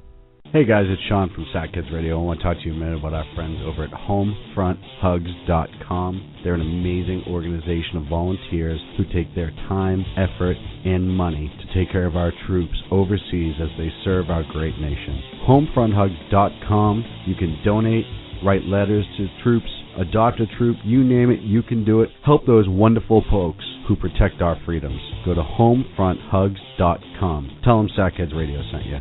Hey guys, it's Sean from Sackheads Radio. I know I've said it before. Check out our friends at conservativeoutcry.net, but I really mean it. If you want interesting and exciting political commentary and analysis, that is the place to get it. Different, always spot on, always truthful, never pulling a punch. conservativeoutcry.net. Tell Rooster to get Bulldog back on and that Sackheads Radio sent you.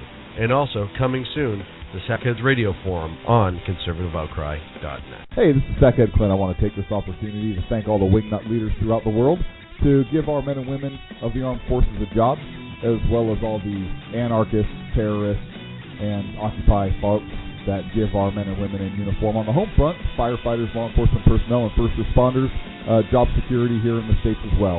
So thank all you wingnuts out there. This is Sackhead Clint saying have a good day. Due to the graphic nature of this program, listener discretion is advised. 3, 2. I love how you're still doing the countdown. What we discussed previously, that was completely unnecessary. Hey, now welcome back, our true professionals, Clint and Sean. And welcome back to Sackheads Radio Show. The phone number, by the way, if you want to jump in, it's 347-205-9399. I don't know how many calls we're going to get to because we still have a ton to cover. So we were talking about the attack in Libya on the embassy and in Cairo. 4 are dead, including the ambassador, an intel officer, and 2 former Navy SEALs who were working private security. They were doing some intelligence gathering or something to that effect. Either way, 4 Americans are dead. And the White House was really kind of quiet, in my opinion, for a while. Then they came out and made a couple loose statements. And then Obama came out and finally gave a press conference, and Hillary was there with 2 clips. I'm going to play them both. The first one's a minute and a half. But listen to how hard his statement is, considering this is Obama. Good morning. Every day, all across the world, American diplomats and civilians work tirelessly to advance the interests and values of our nation. Often, they are away from their families. Sometimes they brave great danger. Yesterday, 4 of these extraordinary Americans were killed in an attack on our diplomatic post in Benghazi. Among those killed was our ambassador, Chris Stevens, as well as Foreign Service Officer Sean Smith. We are still notifying the families of the others who were killed. And today, the American people stand united in holding the families of the 4 Americans in our thoughts and in our prayers. The United States condemns in the strongest terms this outrageous and shocking attack. We're working with the government of Libya to secure our diplomats. I've also directed my administration to increase our security at diplomatic posts around the world. And make no mistake, we will work with the Libyan government to bring to justice the killers who attacked our people. Since our founding, the United States has been a nation that respects all faiths. We reject all efforts to denigrate the religious beliefs of others. But there is absolutely no justification to this type of senseless violence. None. So he kind of walked the line. He apologized a little bit. Of course, because that's what he does. For the First Amendment, and he got a little bit of tough talk in there. The fact that he's working with the Libyan government does not make me feel better. And then there was Jay Carney had a press conference, and this is on the 12th. This is a day afterwards. Carney had a press conference on the 14th, and he was asked about the attacks. And I just want to throw this in there real quick because it's interesting to me. and the reporter brings it up. I don't know his name, and I apologize for that. But about the security on 9/11. That the anniversary of 9/11 would be a time that you would want to have extra security around diplomats and military posts? Well, as you know, we are very vigilant around anniversaries like 9/11. The President has always briefed and brought us to speed on all the precautions being taken. But let's be clear. But being very vigilant are different things. Jake, let's be clear. These protests were in reaction to a video that had spread to the region. At Benghazi? We certainly don't know. We don't know otherwise. We have no information to suggest that it was a pre-planned attack. The unrest we've seen around the region has been in reaction to a video that many Muslims find offensive. And while the violence is reprehensible and unjustified, it is not a reaction to the 9/11 anniversary that we know of or to U.S. policy. The group around Now, tough shit. Now, the Muslims find it offensive. Tough shit. We have free speech in this country. This person put this video out. I don't agree with the video. I've seen it. I don't agree with it. Doesn't mean this guy doesn't have a right to put it out in this country. And if they've seen it and they don't like it, too bad. Well, but Jay Carney, they're not attacking us because of a freaking video. Shut the front door. They're attacking us. All right. No, we've already. I'm so pissed off right now. Us, and it's going to be spun, in which he did. He is such a weasel. I can't stand Jay Carney. I really can't say Jay Carney. One of the reasons why I want Obama out of the office is so that Carney's out with him.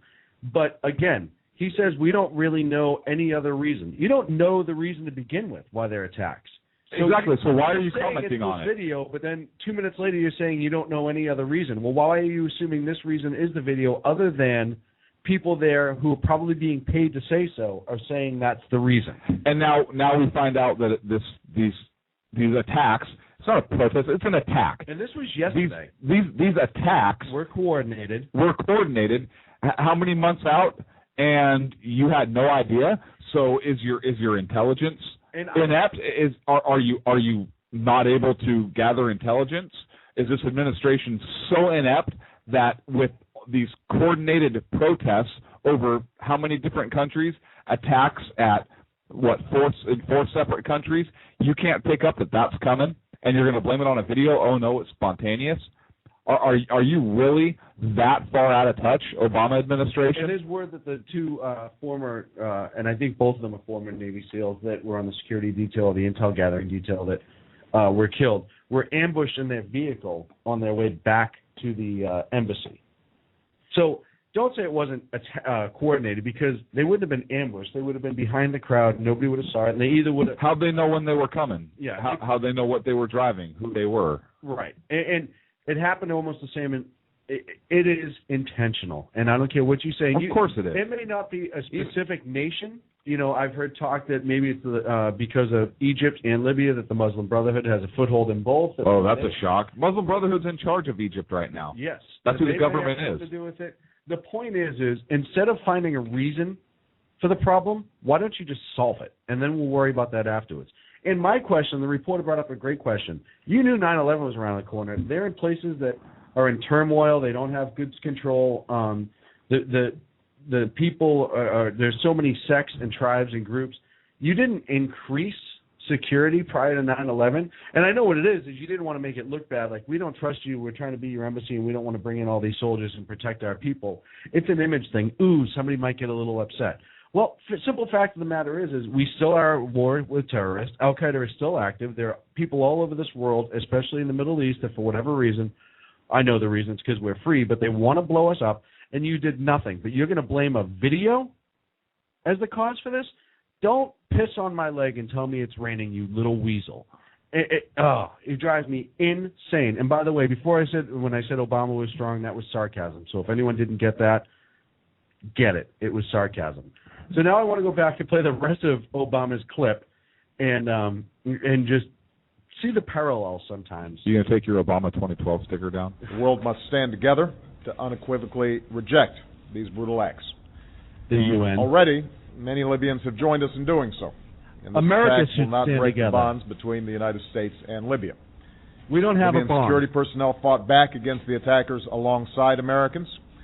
Until Libyans they helped were out of some sight. of our diplomats find safety, and they carried Ambassador Stevens' body to the hospital, where we tragically learned that he had died. Which is weird because I saw the video of them carrying him, and it's the still shots, I should say. First of all, if you do see him there, graphic, and I apologize. They were carrying him to a hospital like they carried the pilot and the Black Hawk down in Somalia. They were touting a trophy. They weren't trying to get him help. He ended up there because I'm sure eventually somebody kind of stepped in. But simple fact of the matter is they were raising him like a flag. He's the ambassador. We stand against everything a lot of people in the Middle East hate. Not all, but a lot of people. And that was their trophy. And you're going to sit there and say that they were carrying him to the hospital. I mean, you just spun this so many different ways. It's not even funny. I am so furious at this administration for not... And then talk about, our partner with Libya and the international community. Again, you're turning to the UN. You want some sort of UN resolution. It wasn't an attack on anything but an American soil, on an American embassy. They went after us because of our freedom, and you are finding different ways to make it not about that, and it pisses me off. It's absolutely ridiculous. Sorry, I just need a second. No. God. I mean, does he even get it? No. It's almost just, it's like he's in the utopia world that he wants everyone else to live in, and he stays inside of it so he doesn't have to get out. I think the other problem is, and I don't know this for sure, but I think the other problem is that if he admits that he failed, if he admits that he failed to provide adequate protection, if he admits that, hey, they weren't carrying him to the hospital, they were parading him around the street with this white shirt up towards the top part of his body and him just kind of bent over there, that it would outrage more Americans and he would have a more difficult time controlling the situation or spinning it as, oh, well, it's just a protest and, he died of smoke inhalation. I don't buy that. I believe he was murdered. And especially I've seen the pictures you're talking about. The way they're carrying him around does not look like they're trying to get him to a hospital, like they're worried about his well-being, like they're trying to prevent further injury or get him to an ambulance. And here's the amazing part, and what a lot of people don't know is, before he was the official ambassador to the new Libyan government, he was working with the rebels, who I'm sure were in this mob that killed him, and I'm talking about the ambassador, to get rid of Gaddafi and to help them and aid them in getting rid of Gaddafi in their revolution. And then they turn around and they kill Ambassador Stevens, the same man who was risking his life against, at the time, a better organized military government. And it's not like the Gaddafi regime didn't know what was going on. They just knew that if they touched him, they would be in trouble. So they kind of had to stay out of the way, or they thought. So it's completely gutless. He was gutless on this. And you can say a whole bunch of things, but we talked that night. He should have been on the air from the Oval Office. It should have been interrupted because this is a big deal. They're trying to downplay it, but it's a big deal. And since then, it's gotten worse. We've had military bases being attacked just today. Non-stop. A today. base was overrun today. There's been other. Tunisia's starting to protest. Kuwait, they must have a short-term memory as to how effective we are as a military anyhow, because we seem to get Iraqis out of them quick. We can show them. That'd be cool.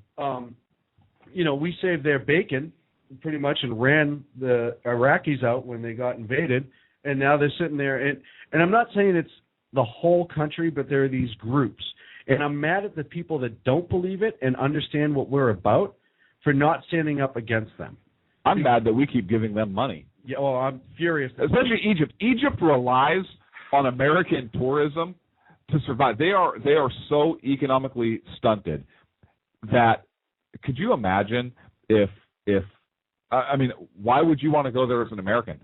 I wouldn't. And Egypt is one of those countries that, everybody says that you should go see before you die, the pyramids and so forth. Why would I want to go there as an American, knowing that kind of sentiment is there? I wouldn't even be able to go to my own embassy in an emergency to be safe. Why would I go to Egypt as an American? Well, and a lot of people are saying that he died, Ambassador Stevens died of smoke, inhalation and asphyxiation. You look at his body and he's swollen and bruised. They strangled him. They killed him. It's not. They didn't. I don't know how he died. I believe he was murdered. I believe he was murdered. I They're believe not he was get murdered. that close and go, oh my goodness! After we attacked this embassy and lit it on fire, this poor man can't breathe. Let's get him to the hospital fast. We didn't mean to go that far. You overran another country's embassy, got over the wall, got through the courtyard, got to their safe house. Found out where the safe house was. This time where the safe house was. And then got there, and then it's, oh, sir, let me help you. We just need to get to the safe house to make sure that you're okay. In Egypt and Libya, the response from the local government, local military, local police was very, very slow. And they showed up eventually because they had to. They had to show up eventually. Well, Obama, and I will give President Obama credit for this. He did call and have words with the Egyptian leadership, and now there are Egyptian troops who are protecting the U.S. Embassy and keeping protesters at bay. So he did step up and do that. And now, yeah, but go ahead. Too little, too late, because the Marines were already there. Well, the U.S. Marines fast team out of Spain was sent down to protect him. And now if I was in the embassy, I'd feel great. Right, but what I'm saying is he did that, and so now there are Egyptian troops there. Look, I'm not defending the man. I think he should have had a different reaction. But in this case, I think that he at least did something. Now, why are we still giving money to these governments? I have no idea. I don't know why it wasn't shut off immediately. And it's only going to get worse. A lot of people are pointing to the Arab Spring. That was so great. The Muslim Brotherhood took over. That was so awesome. The Muslim Spring. It sounds so nice. It's only going to get worse. And the problem is we see these countries as countries, border-wise, and the people that live there don't, for the most part. They see themselves in whatever tribe they want to roll with that day. And I read a story, and I don't know who it was, but it was out of Afghanistan, and I forget the author's name. But he was talking about how, while he was there was his interpreter and his kind of like bodyguard guy. And this is right after we went to Afghanistan, and he's riding around with him. And one day they see this guy, we'll just call him Bob because I know his name, and Bob is fighting against the Taliban. Stupid Taliban, hate the Taliban, blah, blah, blah, blah, blah, got to take him down. No less than a week later, they see Bob again. Bob's driving a truck with Taliban prisoners for the Taliban in the back, and the trailer pretty much says, hey, Bob, what's going on? Last week you were against these guys. And he's like, yeah, but they pay me more money now. And that was pretty much it. He's like, thank God I was smart enough to take it, or I'd be in the back of this truck. And that's a lot of times what you're dealing with. The dollar sign, because they've lived in such poverty, it has nothing to do sometimes with even religion, in my opinion. It's just a group of people looking for a reason to do insane things. They hide behind their religion, and they've done it for years. But a lot of them are true believers. A lot of them are true believers. No, and that's the thing, is you have the and that's what makes them so dangerous. Yeah, they'll die at all costs. So you'll have your group of true believers. You'll have the ones that are bought off easily by the true believers oftentimes, because the true believers, the core groups, have a lot of money, and they hold a lot of power, and they have the dollar sign of fear, if you will, where they scare these people into doing whatever they want. You have the weak-minded people that are led by these true believers who believe everything that they say, and you'll have paradise if you become a martyr. And I know some people who listen to our show get upset at me for saying this. I kind of do feel bad for your Muslim believer who sits over here and is like, yeah, I go to mosque like once a month, and then I work, and then I really love this country, and if I had my choice, I guess I wouldn't go to mosque anymore. But over there, it's not like that. And they're insane.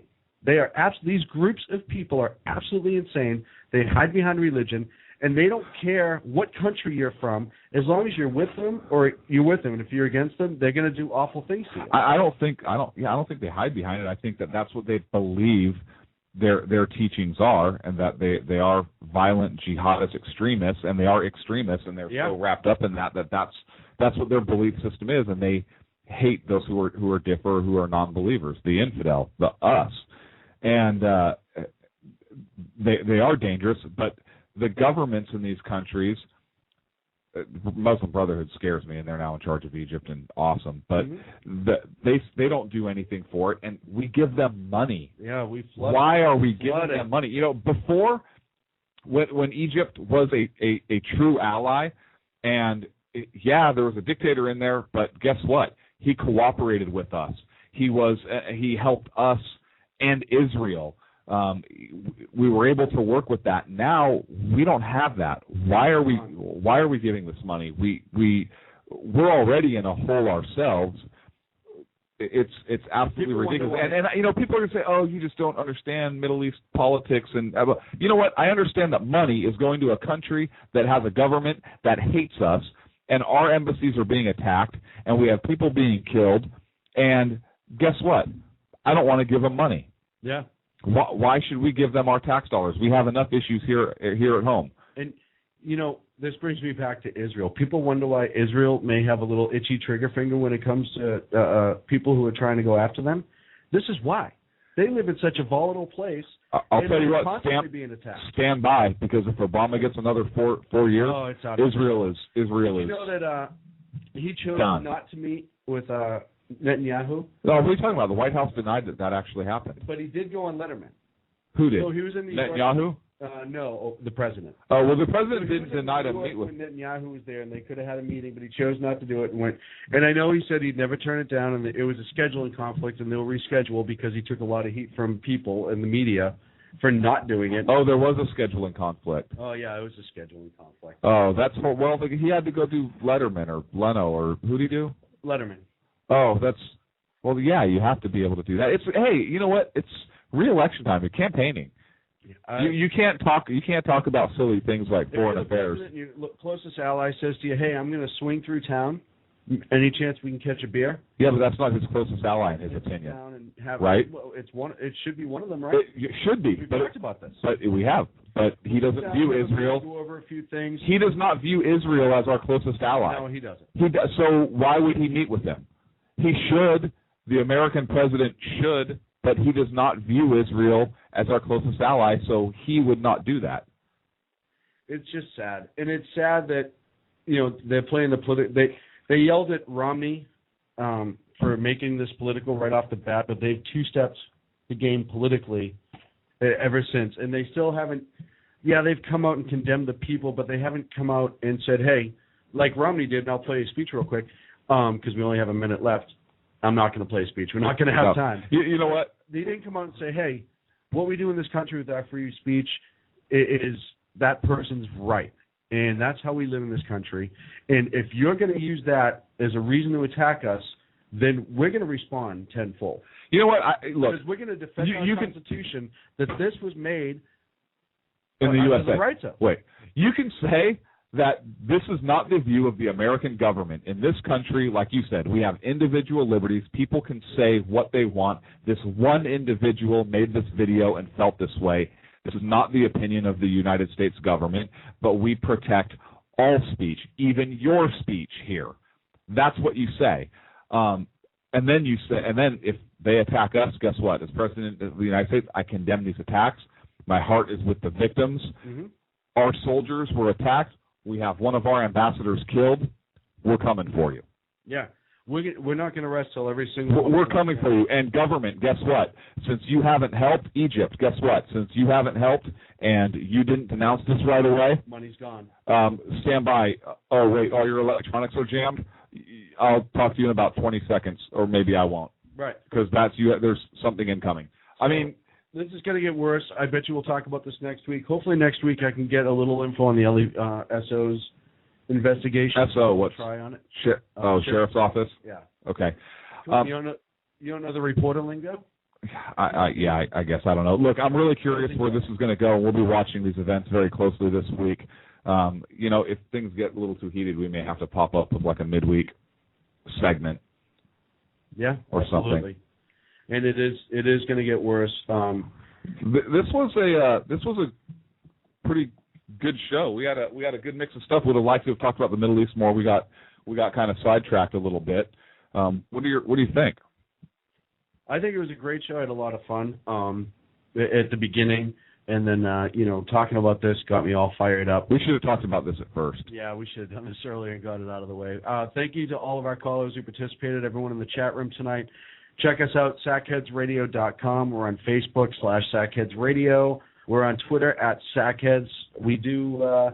We have our Stitcher application, which is on the right side of our page when you go to it. You can email us, fanmail@sackheadsradio.com, put up a smoke signal. That's a lot of stuff. Carrier pigeon. Hold on, I'm not done. Don't forget to send us a photograph. Yeah, send a photograph of you in front of the Constitution. You'll get a signed Sackheads Radio picture sent to you. September 17th? So by September 17th. No. You screwed me up. By October 1st. Get it out by October 1st. We'll see you next Friday night at the same time. Thank you for Happy listening. birthday, Constitution. 225 years old this year. Birthday, our friend Constitution. Our friend? What are you talking about? I don't even know what you're saying right now. What does this even mean? I'm so lost. What just happened?